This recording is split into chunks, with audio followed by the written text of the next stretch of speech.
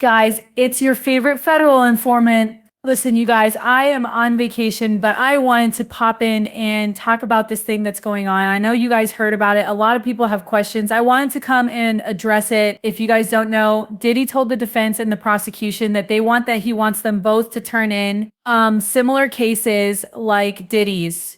Okay, and by similar, it means you got convicted of one or two things of the Mann Act and you had no criminal priors. Now, a lot of the Diddy goons, the Diddy idiots were like, ooh, did he gonna walk? He ain't even been doing jail time. To which I said, okay, stop. Okay, Diddy might have beat Rico and it was a crushing it was a crushing blow to victims, to women, to anybody that doesn't stand with abuse, right? Did he beat Rico? But there's more to that story, but let's stick on topic. And apparently the jury said, we don't care what happened with Jane and Cassie, but because you were their boyfriend or their man, I guess you own them and you can do what you want. However, the one thing that kept coming up that a lot of people overlooked was that he was convicted on two major sex crimes. The Mann Act, they are major federal crimes. Okay, and I did some research. I talked to my legal people and I took notes. So, whenever I take notes, this is going to be good. Okay, now what did the judge ask for? He asked for comparable case law or statistics on similar Mann convictions. Now, first of all, this request is not unusual, but it is never neutral. It usually signals one or two things. One, that the judge is exploring options to justify a lighter sentence or release, especially if they're asking about parole eligibility, probation, or sentencing ranges. Two, the judge is building a case for why Diddy should not get leniency. By establishing how others were treated in similar cases, they could argue that letting Diddy off lightly would be inconsistent or unjustified. So the big question, all right, I'm actually being texted like Taysa. So the big question is what context the judge asks us in. And the thing is, if we look at the Diddy case, this is where things get tricky. The judges already denied bail and called Diddy violent. He read him to filth. The judge was not happy, okay, and said his community ties made him more dangerous, not less. So it's going to be hard for Diddy to rebrand himself. The judge also has letters from multiple victims who explicitly said he's a threat and allegedly wielded violence as a means of control. Diddy has access money and potential leverage over witnesses, and the judges don't like to be made a fool of. And if Diddy walks and does something shady again,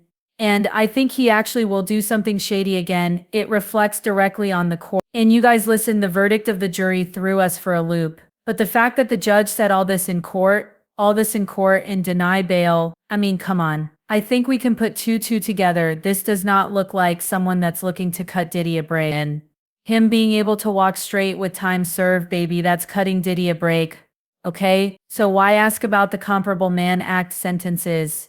Okay? They said, listen, Tissa, there's three possible reasons. One, judicial cover. The judge might personally feel parole is risky, but is giving the appearance of objectivity by asking both sides for precedence. That way, no one can claim bias later. Now, he might be appealing his decision for when he sentences him. If Diddy's team appeals any eventual sentence, the judge can say, I reviewed the sentencing ranges and outcomes for similarly situated defendants under the Mann Act, and the sentence falls squarely within that range. Or the judge also might be testing boundaries. Maybe the judge is trying to find out how lenient or harsh they can go without being reversed. They could be considering probation in theory, but still leaning towards prison unless Diddy's team provides extraordinary mitigating evidence. Now let's talk about that mitigating evidence. Remember when I told you guys that Diddy's team, I believe, are trying to shut up any content creators that are still criminal with them. And they feel like if they shut down the content creators, then they can start on this rebrand. Think about it, shut us up by July, August, September, and then you got a little bit of October to get this Mother Teresa Hail Mary that they think is going to wipe Diddy's record clean. Unfortunately, a lot of evidence that the jury wasn't shown, a lot of witness statements and affidavit that the jury didn't see. The judge is privy to all that, and all that is going into his decision. Okay? So again, I actually said, but do you really think there is any type of risk of Diddy walking with just parole? I said no, but I had to take it to the people that actually practice law. And they said right now, Tissa, it is super low. Present. And I'm like, And no okay, but longer why? has a voice who will Because y'all pursue also said it justice was for her super low that he accusation. was going to beat the RICO charger. As of the well, taken that's not against Diddy. true. They said No the Cassie expansion of the charges were super. investigation, They said no one, the Mann isolation Act is a orders, serious no federal equipment charge. access, And even though it's no sometimes suspension used of attorney strategically in communication. civil or hybrid cases, judges take it very seriously when paired with violence and pattern behavior. Judge Aaron, when did he was asking for bail, said not only is he violent, but there is a pattern of violence. Public sentiment, they also will take this. It's low because public sentiment and visibility are sky high, and the DOJ knows this is a credibility test. Again, remember Maureen Comey said this is chilling for victims. It will have a chilling effect. And if the judge already said Diddy is violent and a threat and denied bail and then suddenly letting him walk would make the judge look wildly inconsistent unless new facts came to light. So what do we think about the judge? This is just my personal take. I think the judge is doing due diligence checking to see if there's any legal wiggle room. But based on prior comments, it sounds like this judge already sees Diddy as a danger. And it's just asking for case comparisons to legally reinforce whatever sentence he's already decided on. So unless Diddy pulls a legal rabbit off the hat, he's unlikely to walk with this parole. This request is probably more about sentencing justification than lenient. Okay? So here's the thing, right? Okay, what type of language, and I just want to refresh your memory, the type of language that slams the door on parole or probation. And listen, let's get into this. He said Diddy was a batterer. This is not just commentary, that is legal language or freight. It suggests a pattern of violence, not a one-time incident.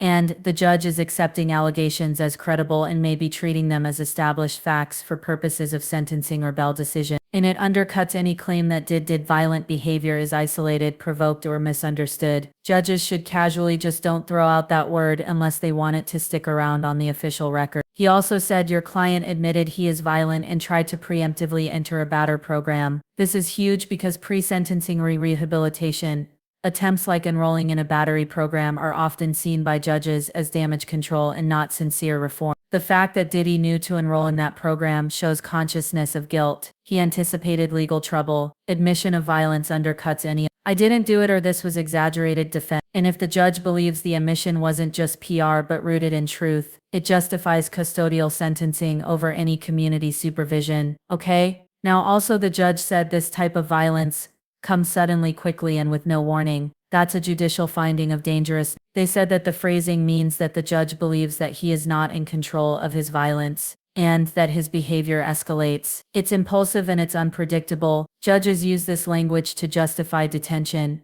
especially in bail or sentencing memo. It also implies that even if he's calmed down, he could explode at any moment, which is true, and we can't risk that in the community. That is a direct argument against probation. Now, when you hear all that, I have to ask you, does this sound like a judge that's gonna let Diddy? I mean, let's be serious. Even though I'm scared for the Diddy goons. What are they gonna do? Hold a visual, be standing outside with a boombox begging for him to be let out of jail. I can't wait to see this. They said so again, I don't think it does. Or actually, absolutely not. If anything, a judge is building a sentencing record that says even if this man has money, power, and influence, he is violent, he is dangerous, and he is incapable of safely existing in the community. He tried to game the system with a batter program. He admitted what he did, and I'm not playing along. Again, these statements make it legally and politically almost impossible for the judge to grant parole without massive backlash or risk. If Diddy reoffends or contacts a victim after release, it's on the court. This isn't a judge looking for an excuse to show mercy. It's a judge locking in a narrative of violence, manipulation, and danger. Any future sentencing or probation denial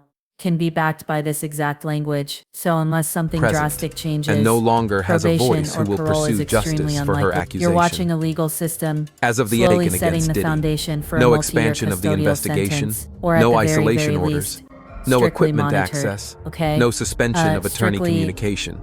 monitored movements. Again, listen, at the end of the day, I don't know. It is what it is. We are expecting that Diddy will actually do some jail time. I don't think that the judge is actually going to take the time and go through all this and make all these notes just to let him out on the public. Now, did he really offend? That's a different subject. I 100% think he thinks he will. But you never know. Maybe in Mark Agnifilio's loving arms he has found a new version of himself. Cause we know that Mark is doing his best to uplift that man. Anyway, y'all let me know what you think in the comments. I'll talk to you all later. Bye.